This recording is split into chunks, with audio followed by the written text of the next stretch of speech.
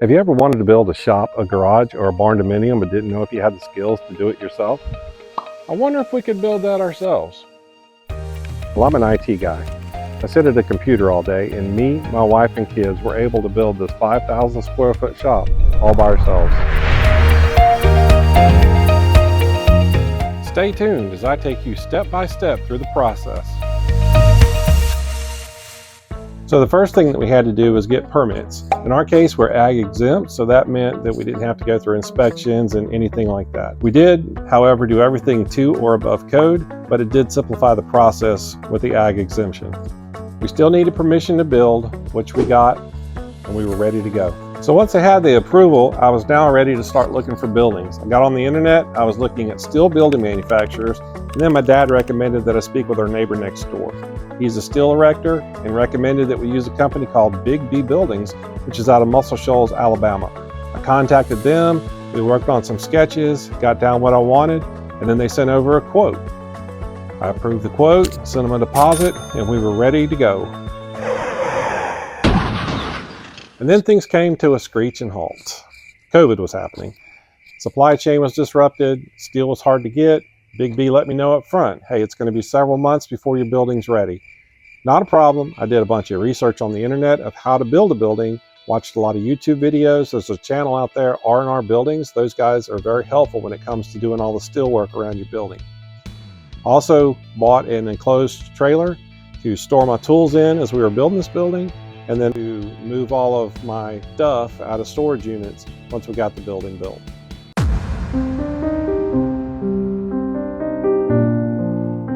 And then it happened. I was sitting at work and I got excruciating pain down my left leg. Ended up having to have back surgery, had a ruptured disc. Had to do physical therapy, and it was about 6 weeks recovery. And then I got an email with the anchor bolt plans, so we were ready to get started on concrete. First, we set string lines and checked for square and level multiple times. We then built the forms and brought in several loads of fill dirt. Once the fill dirt was spread, it was packed with heavy equipment. It was now time to dig the footers, lay the vapor barrier, and the wire mesh.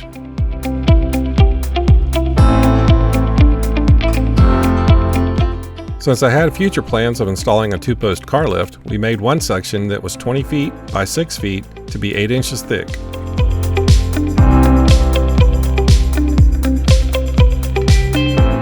The shop would have a full bath, so I added plumbing for a sink, the vent, a toilet, and a shower. I also added conduit to run fiber to the house later on, and a PVC pipe to run PEX water line through. To ensure anchor bolt mounting accuracy, I built these templates. They mount to the outside edge of the concrete forms and make it easy to replicate on each of the anchor bolt placements. I then made this template to make it easy to set the anchor bolt depth.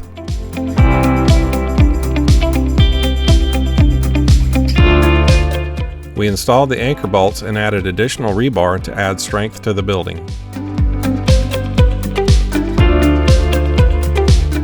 With everything complete, we're now ready for concrete.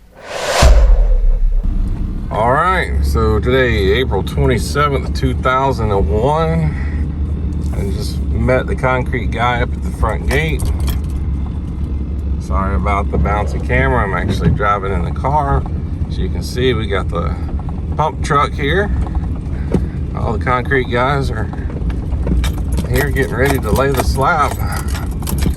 They're gonna get the slab done and finished off today, and then come back and form up the driveways and the parking pads and the little door pad on the outside. So another exciting day. The drone that's being flown is from the concrete company. They do this on every slab to document everything.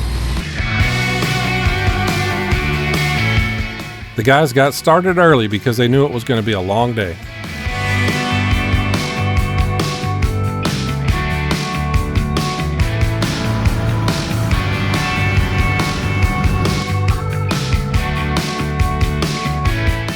Truckload by truckload, they begin to spread the concrete.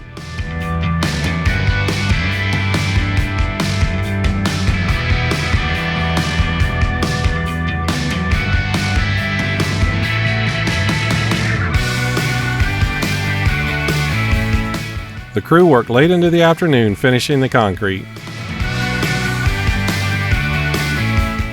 A job well done. Now it's time to wait for the building to be delivered. And it's finally here. I'd already rented a lull to use to unload the truck and to start building the building. First, we set up the sidewall girts and finger tightened the anchor bolts. My two daughters are on the lift attaching the sidewall girts. The anchor bolts are only finger tight at this point, and you'll notice that we have some bracing ropes that are crossed through the beams. Once we had all the sidewall girts installed, it was time to move to the end walls. We installed the end wall post and the end wall girts. Next, we installed the end wall rafter beams. It was now time for the ridge frame rafters. We worked from one side of the shop to the other, installing the purlings as we went. Once we had all the purlings installed, it was time to finish the end wall on the back of the building. Once that was done, it was time to move on to the trim work around the framed openings and the doors. We were now ready to start on the wall panels. Before installing the metal, we pre-drilled holes in stacks of 6 at a time. We saved one as a template so that we could duplicate later on. This would ensure that the screws would be straight and also hit the girts in the backside. We then used 2x4s to block the girts so that they would be level and not sag. We added insulation one run at a time, adding double-sided tape to the top, bottom, and along the seam. We cut off the excess insulation from the top and bottom, but left the plastic and wrapped over the insulation to protect from moisture. We worked our way around the building, one panel at a time. When we reached framed openings, we used tin snips to cut out the metal. Due to the pitched roof, the side panels were staggered, so we had to make sure to do them in the proper order. The staggering would be cut off later. Be sure to subscribe to the channel to be notified when I post the next video, following up on the tools used and the mistakes that we made and what we learned in the building process. We continued our way around the building. Here you can see the blocking that was used. Next, it was time to do the roof. I had a group of guys from work come help me install the roof, and we were able to accomplish it in 3 days. It was the hottest summer that we had had in a while, and we were only able to do about 6 panels before we had to come off of the roof and take a break.